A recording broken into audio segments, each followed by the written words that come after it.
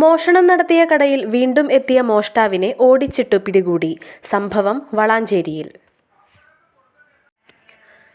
Lottery വാങ്ങാനെന്ന വ്യാജേന lottery കടയിലെത്തി ഉടമയുടെ mobile phone അടിച്ചുമാറ്റിയ മോഷ്ടാവിനെ ഓടിച്ചിട്ടു പിടികൂടി. ഇതര സംസ്ഥാനക്കാരനായ യുവാവിനെയാണ് കടയുടമയും നാട്ടുകാരും ചേർന്ന് പിടികൂടിയത്. കഴിഞ്ഞ ദിവസമാണ് സംഭവം. വളാഞ്ചേരി മാർക്കറ്റ് റോഡിന് സമീപം പ്രവർത്തിക്കുന്ന ഭാഗ്യധാര എന്ന ലോട്ടറി ഏജൻസിയിൽ ലോട്ടറി വാങ്ങാനെന്ന വ്യാജേന എത്തിയ പ്രതി കടയുടമയുടെ ഫോൺ അടിച്ചുമാറ്റി കടന്നുകളയുകയായിരുന്നു. കടയുടെ CCTV ക്യാമറയിൽ ദൃശ്യം പതിയുകയും ചെയ്തിരുന്നു. ഫോൺ മോഷണം പോയത് സംബന്ധിച്ച് പോലീസിൽ പരാതി നൽകാനൊരുങ്ങവെയാണ് ഇന്ന് ഇയാൾ വീണ്ടും കടയിലെത്തിയത്. ഇന്ന് കടയിലെത്തിയ പ്രതിയോട് ഫോണിനെ പറ്റിയും ക്യാമറയിലെ ദൃശ്യങ്ങളെപ്പറ്റിയും കടയുടമ പറയുന്നതിനിടെ ഇയാൾ ഇറങ്ങിയോടുകയായിരുന്നു.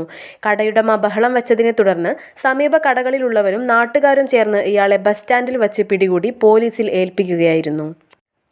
പോലീസ് നടത്തിയ തിരച്ചിലിൽ ഇയാളുടെ താമസ സ്ഥലത്തിന് പിറകിലായി ഒരു വലിയ കല്ലിന് പിറകിൽ ഒളിപ്പിച്ച നിലയിൽ ഫോൺ കണ്ടെത്തി.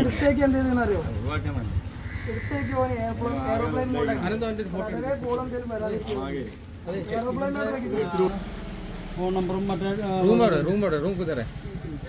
फोन नंबर मालिक का अकेले है रूम में?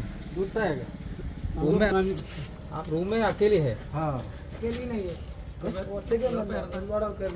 नाम अब्दुल कासिम.